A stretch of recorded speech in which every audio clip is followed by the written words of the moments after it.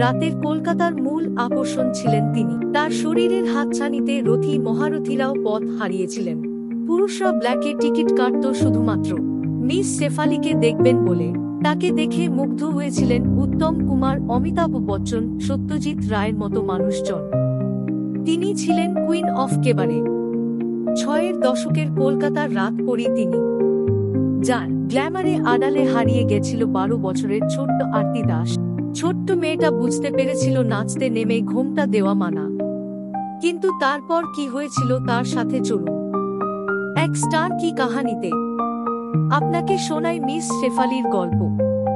আপনি শুনছেন এবং দেখছেন গল্পে গল্পে সেলিব্রিটি চ্যানেল।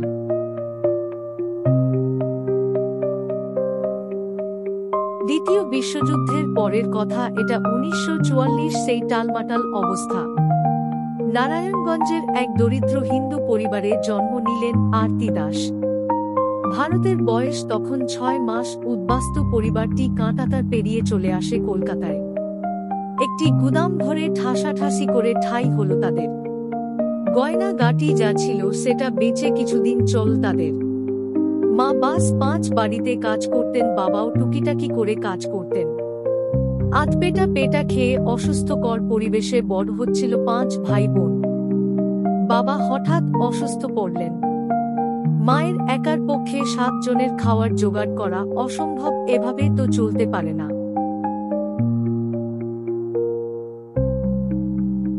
একদিন বিদ্রোহ করে বসলেন আরতি। তখন তার বয়স মাত্র ১১। জেদ ধরলেন কাজ করবেন। চাঁদনি চকে এক ফিরিঙ্গি বাড়িতে কাজ জুটে গেল। মেয়েটি বুঝতেও পারিনি এই বাড়িটা মেয়েটির জীবন বদলে দেবে। এংলো ইন্ডিয়ানরা সম্ভবত মজলিসি স্বভাবের মানুষ। রোজ রাতে পার্টি, হুল্লোড়, নাচ গানের আসর বসত সেই বাড়িতে। মীর সাহেবরা গানের তালে তালে কোমর দোলাতেন। পর্দার আড়াল থেকে নেচে উঠত আরতি ও তার মন বলে উঠত, আরতি এবার নাচ।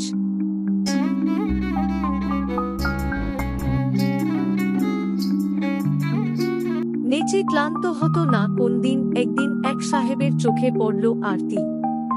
সেই সাহেবের নাম ভি জান ও। তিনি যেন দূত হয়ে এসেছিলেন।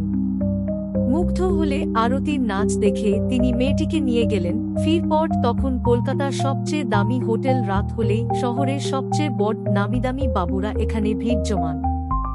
একতলায় লিডো রুম আর দোতলায় ব্যাংক ওয়ার্ডের রোজ নাচের আসর বসে। সাদা চামড়া সুন্দরীরা রাত হলেই মঞ্চ কাঁপান। কোন এক কারণে সেখানে বাঙালি শ্যামলা নারীদের পা রাখা মানা। সেখানেই ঢুকে পড়লেন আহারি টলার আরতি।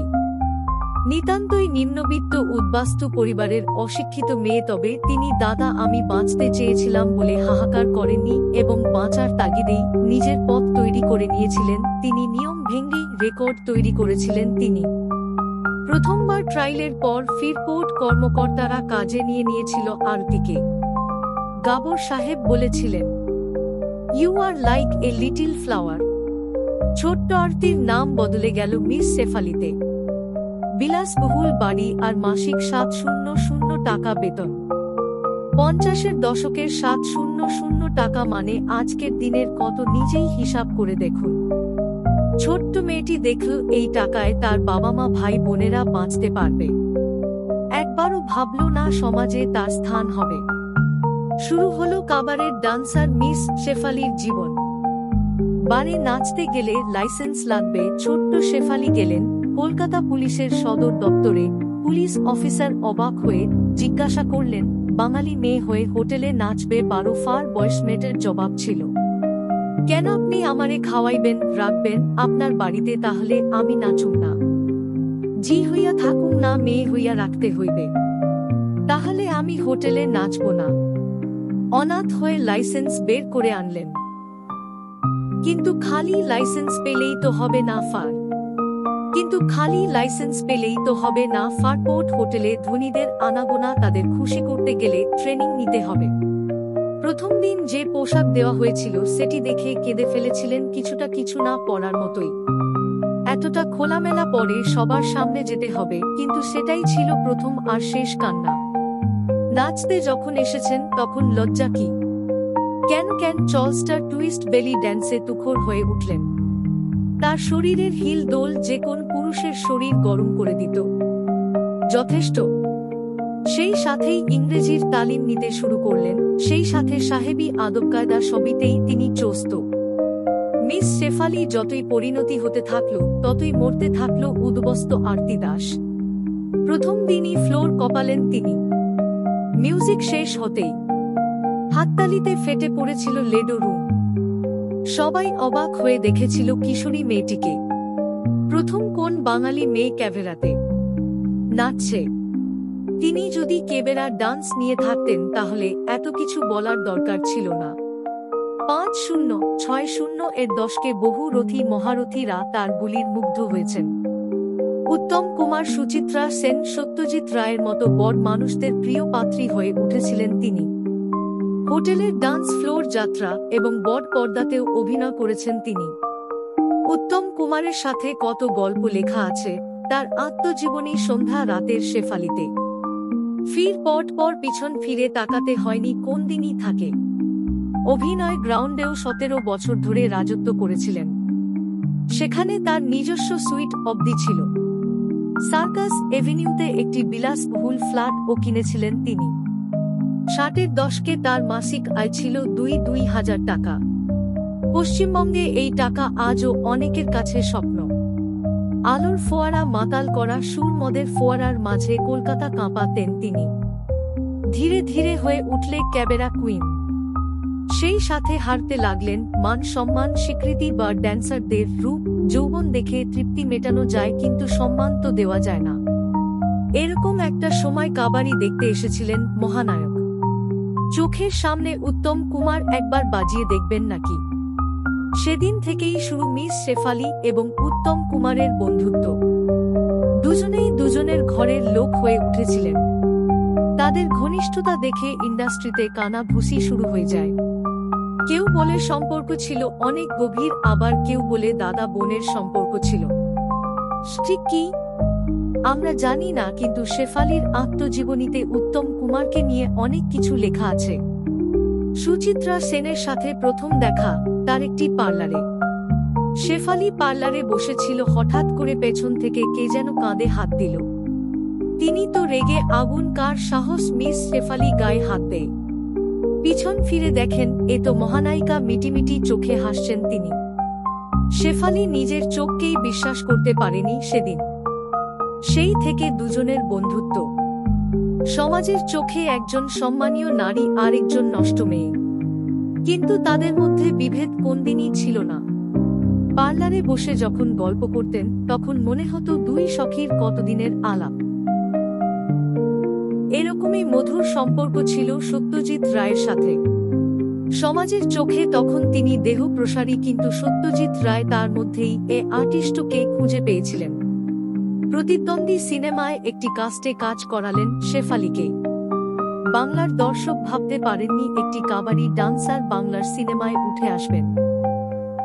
এরপর মানিক বাবুর সিনেমাতেও কাজ করলেন তিনি। সমাজ তাকে যে সম্মান কোনদিনই দেয়নি, সত্যজিৎ রায় তাকে দিয়েছিলেন। যেদিন থেকে তিনি উপার্জন করেছেন সেদিন থেকেই প্রত্যেক মাসে বাবা মার কাছে টাকা পাঠাতেন। আত্মীয় স্বজনেরা বাঁকা টেরা কথা বলতো। শেফালির বাবা মার সাথে সম্পর্ক রাখেনি কেউ, এক কথায় এক ঘরে করে দিয়েছিল। মজার কথা কি, যখন শেফালি 4 বোন বাবা মা না খেয়ে দিন কাটাতো তখন তাদের আত্মীয়রা কোথায় ছিল? একটা সময় পর শেফালির বাবা মা ও গায়ে মাখা বন্ধ করে দিয়েছিলেন। শেফালি টাকা জমিয়েছিলেন, বাড়ি করেছিলেন, বাবা মাকে নিয়ে এসে বাড়িতে উঠেছিলেন, কিন্তু সেই বাড়িতেই ঠাঁই হয়নি শেফালির। কিন্তু মিস শেফালি পরিবারের জন্য সমস্ত দায়িত্ব পালন করেছিল। আজকের দিনে কজন বা করতে পারে বলুন তো? প্রশ্ন আসতে পারে, এমন একটি সুন্দরী মেয়ে কিন্তু প্রেমে পড়েনি। হ্যাঁ, প্রেম এসেছিল তার জীবনে। কখনো কেউ তার শরীরের লোভে, কেউ সত্যি ভালোবেসেছিলেন, কিন্তু কোন প্রেমই পূর্ণতা পায়নি। শেফালি বলেছিলেন, সন্তান নিয়ে ব্যস্ত হয়ে গেলে আমার নাচের কি হবে? তবে লিডো রুমের দর্শকরা কতটা নাচ বুঝতো তা নিয়ে সন্দেহ আছে। নাচ নয়, ওরা নাচের কিছুই বোঝে না। ওরা আমার শরীর দেখতে আসতো, নিজেকে নিয়ে সব সময় সচেতন থাকতেন। শেফালি তার আত্মজীবনীতে লিখেছিলেন, আমার শরীর সুন্দর রাতের কলকাতার হুল্লোড়কে একটা রকমের থামিয়ে দিতে পারতাম। আমি হোটেলে ক্যাবেরার নাচ করতাম ঠিকই, কিন্তু আমি না চাইলে আমার শরীরে কেউ হাত দিতে পারত না। সাফ কথা ছিল, দেখছো দেখো, কিন্তু ভুল করে ছুঁয়ে দেখার সাহস করো না, হাত বাড়িয়েও না আমার দিকে। আমি বুঝেছিলাম আমার শরীরটাই অ্যাসেট, সেটাকে সাবধানে যত্ন করে রাখতে হবে। কিন্তু একটা সময় পর সব থামল। তিনিও ক্লান্ত হলেন। ৮০-এর দশকে কলকাতার কেবারে কালচারটাই অনেকটা ছোট হয়ে গেল। তাছাড়া শেফালির যৌবনটা শেষ হতে থাকল, হারাতে থাকলেও তার জৌলুস। তরুণ কুমারের জবরদস্তিতে চলে এলেন থিয়েটারে। মিস শেফালি ভেবেছিলেন এখানে হয়তো সম্মান পাবেন, কিন্তু সেখানেও কেবেরা ড্যান্সের জন্য ডাকা হতো। অভিনয়ের সুযোগ সেভাবে দেওয়া হয়নি। কারণটা, সেই সময় বাংলা থিয়েটারে লোক হতো না। ব্যবসা বাঁচানোর জন্য থিয়েটারের মালিক এই ফন্দি এটি ছিল। কারণ এতদিন মধ্যবিত্ত নিম্নবিত্তরা মিস শেফালির নাম শুনেছেন, কোন দিনও দেখেননি। তাকেই যদি থিয়েটারের মঞ্চে আনা যায় তাহলে তো কেল্লাফতে। মিস শেফালির পোস্টার দিয়ে ছবি লাগালেই হাউসফুল। ব্ল্যাকে টিকিট কাটত লোকজন। আর এই থিয়েটার করতে গিয়েই আটকে গেলেন তিনি। আলোর ঝলমলের ডান্স ফ্লোরে ফেরা হলো না আর। সেই সাথে শরীরে নানা রোগ। ডাক্তার বললেন এবার পুরোপুরি থেমে যান। ততদিনে বাবা মা মারা গেছেন। সার্কাস এভিনিউ ফ্ল্যাটটা ছেড়ে দিয়েছেন তিনি। সঞ্চয়ের টাকাটা প্রায় শেষ হবে না কেন? কতদিন সার্কাস এভিনিউর ফ্ল্যাটে রেখে কত মেয়েকে নাচ শিখিয়েছেন তিনি। যখনই কাউকে অভাবে দেখেছেন সাহায্যের হাত বাড়িয়ে দিয়েছেন। তা না হলে শেষ জীবনটা তাহলে আরেকটু ভালোভাবে কাটাতে পারতেন হয়বা। তাও জীবনে কোন আক্ষেপ ছিল না, শুধু কষ্ট পেয়েছিলেন। বাড়ির লোক মুখ ফিরিয়ে নেওয়াতে শেষ জীবন বাড়িতে ফিরতে চেয়েছিল তিনি। কিন্তু ফির বললেই কি ফেরা যায়? কিন্তু শেফালিকে মেনে নিতে পারিনি তার ভাই এবং ভাইয়ের বোন। রোজই নানা অশান্তি চলতে থাকত। বেশিদিন থাকা হলো না তার সেই বাড়িতে। তাড়াতাড়ি গুটিয়ে উঠলেন যশোর রোড বাবুজি কলোনির একটি ফ্ল্যাটে। জ্যাঠাতো বোনের মেয়ে বুলা তার সাথে থাকতেন। বুলাও একজন নামকরা ক্যাবারে ড্যান্সার। তিনি মাসির কাছেই নাচ শিখেছিলেন। শেষের দিকে শরীর একেবারেই ভেঙে পড়েছিল। দুটো কিডনিতেই সমস্যা। যে টাকার অভাবে ভালো চিকিৎসা করাতে পারলেন। কিন্তু কয়েকদিন আগে এক সাংবাদিকের ভিডিওতে দেখা গিয়েছিল তাকে তীব্র অসুস্থ, চোখে মুখে করুণ আর্তনাদ। যদি আপনারা টাকা পাঠান খুব উপকার হয় আমার। একটা সময় যিনি দান খয়রাত করে টাকা শেষ করেছেন, কজন সাড়া দিয়েছিলেন সেই প্রার্থনায় ঠিক জানা নেই।